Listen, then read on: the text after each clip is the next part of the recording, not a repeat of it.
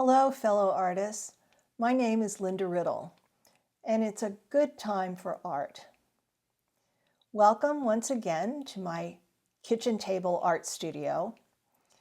A lot of us are stuck at home right now, staying safe and healthy. And what many people have been doing is a little bit of organizing. We're going through our junk drawers and our closets, and our attics and our garages, and getting rid of things that we don't need anymore. We're finding lots of things to recycle and throw away. But before we do that, let's check and be sure we're not tossing out any treasures that we can use for making art. Let me show you a few things I've found around here lately.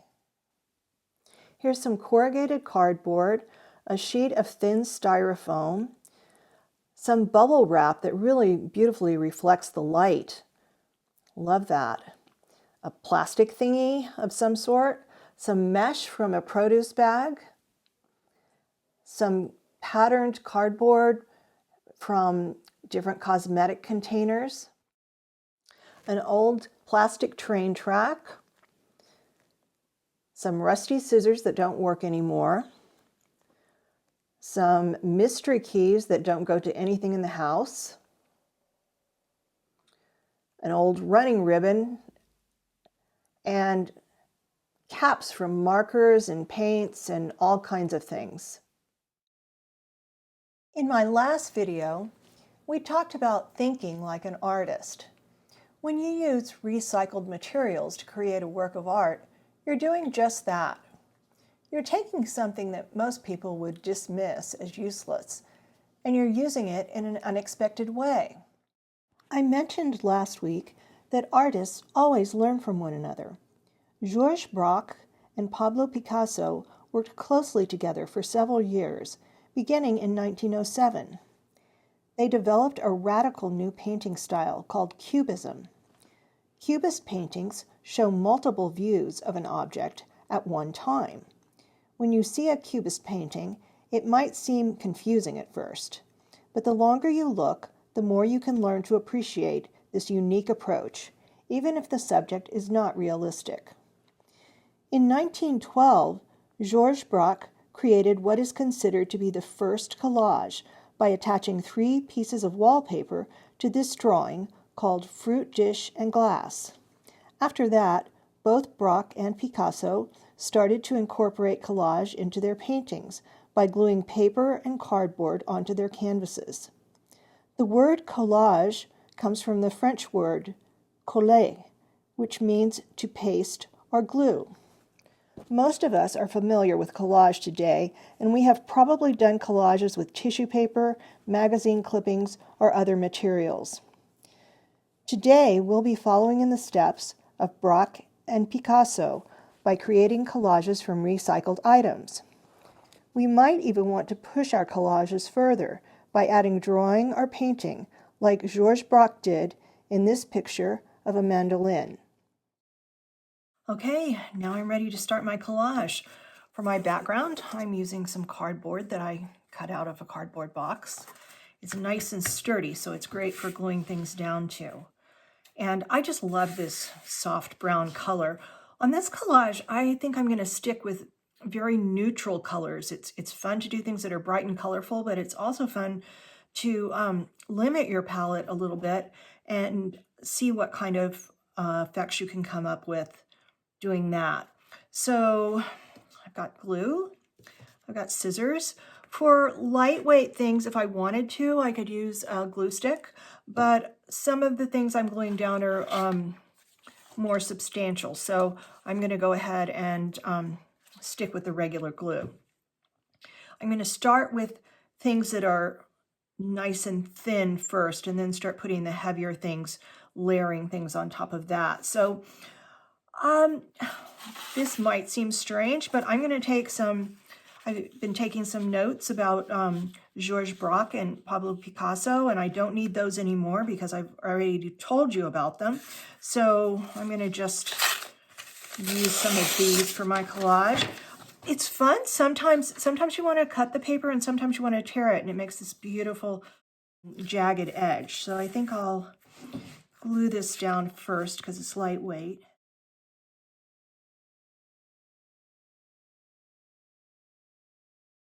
Looks nice against that brown paper. Oh, I think I'll use a little newspaper too, because that's a nice sort of grayish color. Figure out, just sort of arrange things, see what works, see what doesn't. Maybe I want to have it very jaggedy, so I'm going to tear it some more.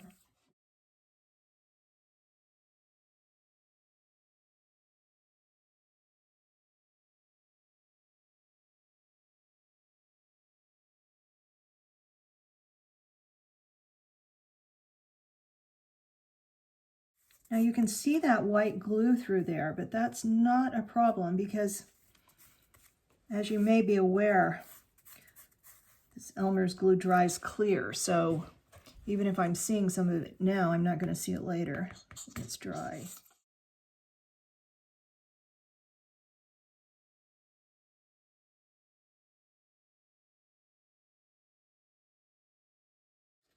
You can go through pretty much glue doing collages, and that's why I buy glue by the gallon. It's way more cost effective that way, and then I can just refill the little glue bottles.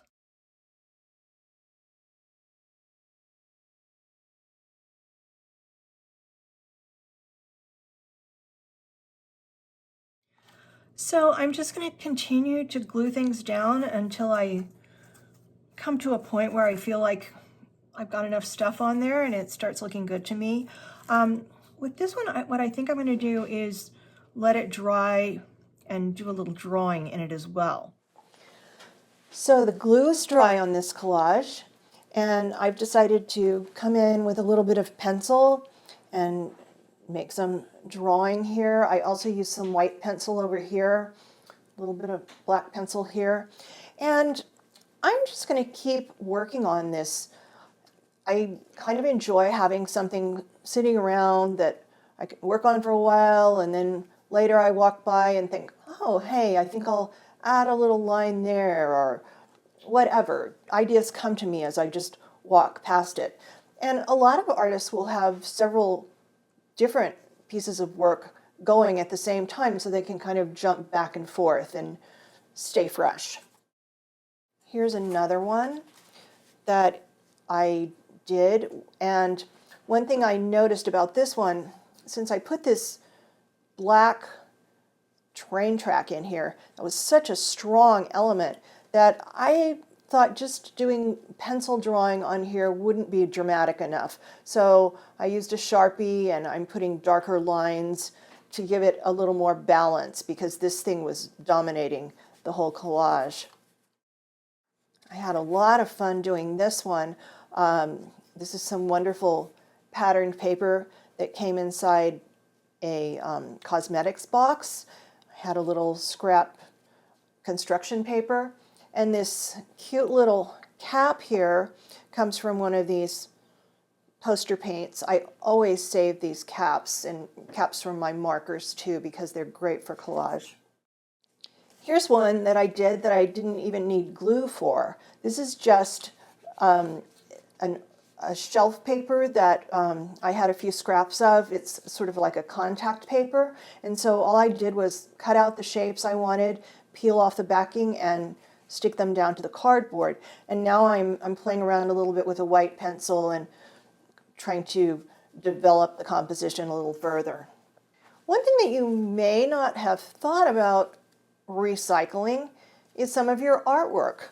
Sometimes you're maybe not completely satisfied with something that you do, and you just want to crumple it up and throw it in the trash. Remember that you can always cut things apart and use them for collage, because even if some parts of a picture don't work, there are probably other parts that are quite attractive, and here's a way that you can take advantage of that. Finally, I had so much fun doing this one. This is also a cut-up painting. This was a watercolor spray painting that I did, and I'll show you guys how to do that in a later class. But I just cut apart the painting and put different contrasting parts on top of other parts so they would really pop out, and I just think the colors are so beautiful. Before I sign off for today, I wanted to say a few words about how we approach art at different ages. These classes are geared mostly towards school-age children, all the way up through adults.